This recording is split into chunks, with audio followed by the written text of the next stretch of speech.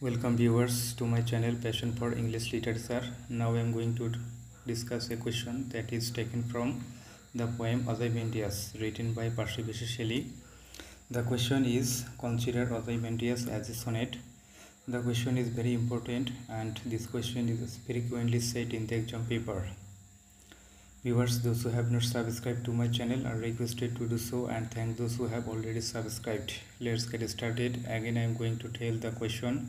Consider Ozymandias as a sonnet. Ozymandias কবিতাটি sonnet হিসেবে বিবেচনা করো. Ozymandias is a unique sonnet composed by Percy Bysshe Shelley.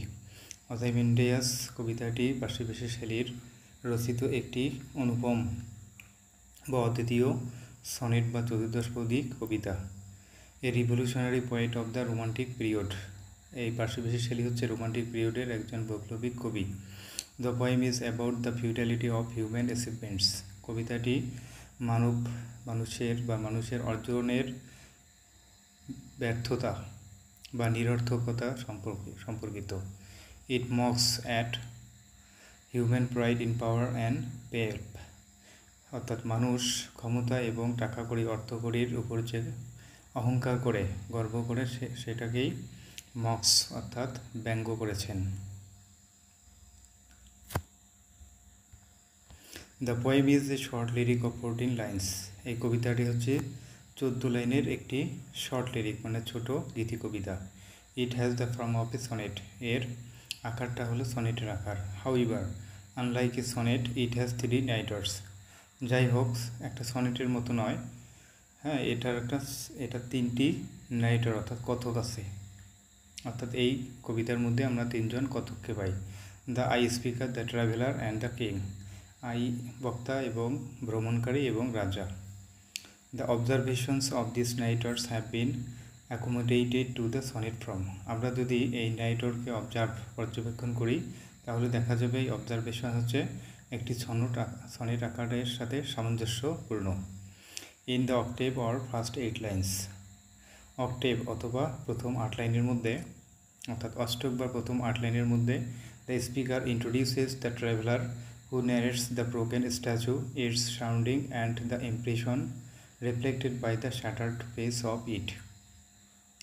তাহলে অষ্টক বা 8 লাইনের মধ্যে এই বক্তা অর্থাৎ আই স্পিকার সে একজন ভ্রমণকারীর পরিচয় দেয়। যে ভ্রমণকারী একটা হলো ভাঙা স্ট্যাচু মানে ভাঙা মূর্তির বর্ণনা দেয়।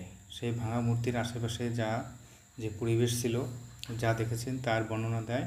And the impression reflected by the shattered face of it. এবং তার আশেপাশে যে ভাঙা বা চূর্ণ বিচ্ছিন্ন যে মুখমণ্ডল ছিল মূর্তির, সেই মূর্তি যে ছাপ দেয় অর্থাৎ যা প্রকাশ করে সেটাই তিনি বর্ণনা করেছেন। In the sestet or in the last 6 lines মানে ষষ্ঠক অথবা শেষের 6 লাইনে the traveller quotes the inscription on the pedestal. তাহলে শেষের 6 লাইনের মধ্যে ওখানে বর্ণনা ট্রাভেলার মানে ভ্রমণকারী ওই পেডেস্টাল বা স্তম্ভভূমি অর্থাৎ মূর্তিটি যে প্ল্যাটফর্মের উপর দাঁড়িয়েছিল সেটাকে বলা হয় পেডেস্টাল স্তম্ভভূমি। সেই স্তম্ভভূমির উপর একটা ইনস্ক্রিপশন মানে হলো খোদাই লেখা বা উৎকীর্ণ লিপি ওখানে ছিল। সেই উৎকীর্ণ লিপির কোট অর্থাৎ উদ্ধৃতি দেয় হলো ভ্রমণকারী। দ্য ইনস্ক্রিপশন সেজ দ্যাট অর্থাৎ ওই উৎকীর্ণ লিপি বা খোদাই করা যে লেখা সেই লেখায় আছে the statue is of Ozymandias. ওই মূর্তিটি হচ্ছে অজাইমেন্ডিয়াসের who was the king of kings, যে হচ্ছে রাজাদের রাজা। He was more powerful than other kings were. সেই অজাইমেন্ডিয়াস যে রাজাদের রাজা সে হচ্ছে অন্যান্য রাজাদের থেকেও বেশি ক্ষমতাশীল। And so he was proud of his power. এবং তাই সে তার ক্ষমতার গর্ব করে বা অহংকার করে। But with the passage of time কিন্তু সময়ের পরিবর্তনের সাথে সাথে this symbol of autocratic authority turned into a huge heap of ruins lying pitifully in a lonely vast desert. কিন্তু সময়ের পরিবর্তনের সাথে সাথে এই অটোক্রেটিক অথরিটি অর্থাৎ স্বৈরতান্ত্রিক ক্ষমতার যে প্রতীক সেই প্রতীক একটা ধ্বংসস্তূপে পরিণত হয়েছে। যে ধ্বংসস্তূপগুলো একটা বিশাল নির্জন মরুভূমিতে পিটিফুলি মানে করুণাপূর্ণভাবে ওখানে পড়েছিল। This part ends with a comment on the meaninglessness of human power. এই পার্টটি অর্থাৎ দ্বিতীয় পার্ট মানে ষষ্ঠক, এই ষষ্ঠক মানে দ্বিতীয় পার্ট বা ষষ্ঠক 6 লাইনগুলো এগুলো মানুষের ক্ষমতার অর্থহীনতার উপর একটা মন্তব্য করেই শেষ হয়।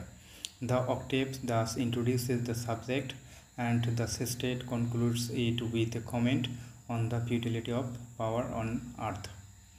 তাহলে অতএব অক্টেভ বা অষ্টক সে হচ্ছে ভাবের প্রবর্তনা করে বা ওই কবিতার যে বিষয়বস্তু সেই বিষয়বস্তু সম্পর্কেই বলে।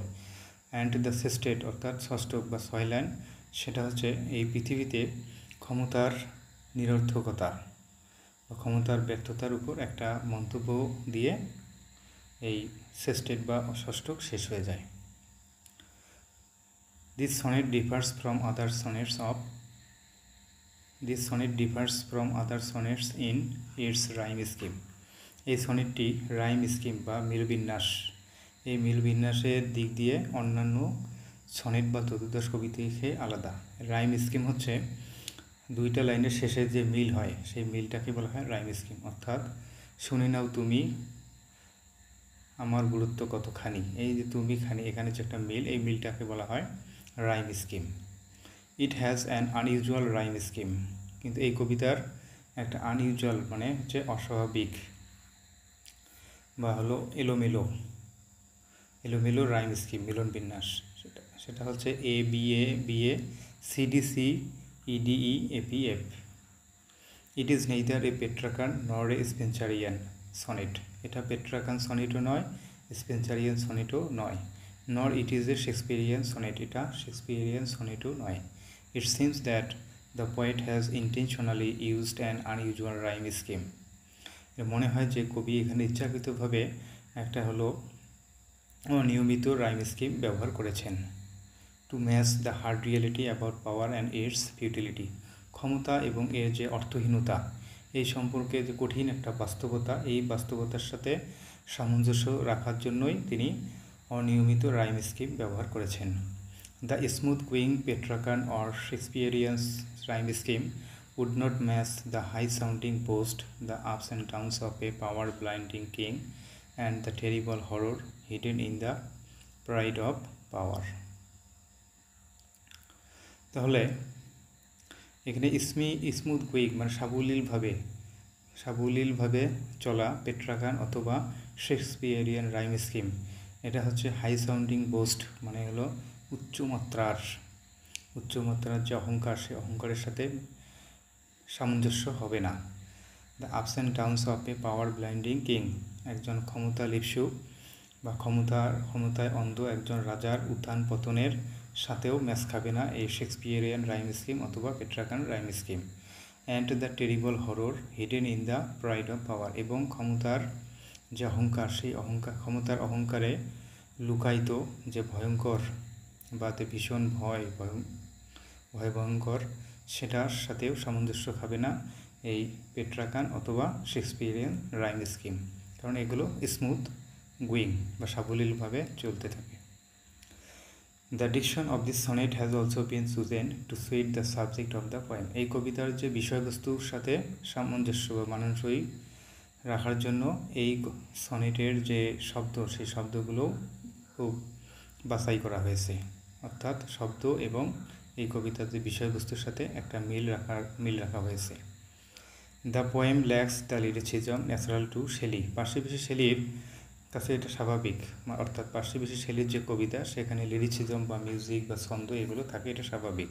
কিন্তু এই কবিতার মধ্যে দেখা যায় ল্যাক্স দ্য লিরিসিজম মানে অর্থাৎ ছন্দময়তা, এটার অভাব আছে। শেলি যে গ্রেট লিরিসিস্ট, শেলি হচ্ছে একজন শ্রেষ্ঠ গীতি কবিতা রচয়িতা, অর্থাৎ মিউজিক, তার কবিতার মধ্যে মিউজিক থাকবে, ছন্দ থাকবেই। His other poems are marked with felicity of diction, easeful movements of the verses. তার যে অন্যান্য কবিতা, সেই কবিতার মধ্যে লক্ষ্য করা যায় ফেলিসিটি অফ ডিকশন মানে শব্দচয়নের সৌন্দর্য, ইসফুল মুভমেন্টস অফ দ্য ভার্সেস, এবং সেখানে দেখা যায় যে কবিতার লাইনগুলো এগুলো খুব সহজেই চলতে থাকে, অর্থাৎ পড়তেই থাকা লাগে, ভালো লাগে, কোথাও কোনো থামতে হয় না। বাট ইন দিস পোয়েম, কিন্তু এই কবিতায় দেয়ার আর হার্ড সাউন্ডিং ওয়ার্ডস, এই কবিতায় কিছু হার্ড সাউন্ডিং মানে কঠিন কঠিন ধ্বনির বা কঠিন ধ্বনির কিছু শব্দ আছে। Which slow down the movement, যেটা মুভমেন্ট অর্থাৎ কবিতা যখন আমরা পড়তে থাকি সেটাকে ধীর গতি সম্পন্ন করে দেয়, মানে দ্রুত পড়তে দেয় না, কারণ খুব হার্ড কঠিন শব্দ আছে। অ্যান্ড অ্যাট টাইমস, এবং মাঝে মধ্যে ক্রিয়েট হল্টিং ইফেক্ট, এবং মাঝে মধ্যে এত কঠিন শব্দ ব্যবহার করছে যে হল্টিং ইফেক্ট অর্থাৎ একটা থামা, মানে হলে তো থেমেই দেয় প্রায়। ফর এক্সাম্পল, উদাহরণস্বরূপ, trunkless, shattered, sculptor, pedestal, Ozymandias and so on are hard sounding words which hinder the smooth running of the verse lines.